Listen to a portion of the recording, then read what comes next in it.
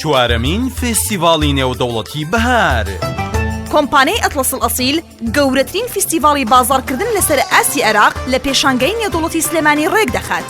لە چوارەمین فێستیڤاڵدا براند و کاڵابیانی و ناوخۆیەکان نمایش دەکرێت. پێویستیەکانی ڕۆژانەی هاوڵاتیان بە نرخی گونجاو پێشکەش دەکرێت. خەڵاتی ڕۆژانە بۆ کڕیاران، نمایش و چالەکیە هونەری و وەرزشیەکان، خواردنە کوردەواریەکان لە فیستیڤاڵی بەهار بۆ ئاسوودەی سەردانی کاران نمایش دەکرێت. کار ئاسانی بۆ هاتوچۆی هاوڵاتیان دەتوانن بە پاسەکانی هێڵی تاسوجە لە فولکەی ئاسکەکان بێن بۆ فیستیڤاڵ لە پێشانگا.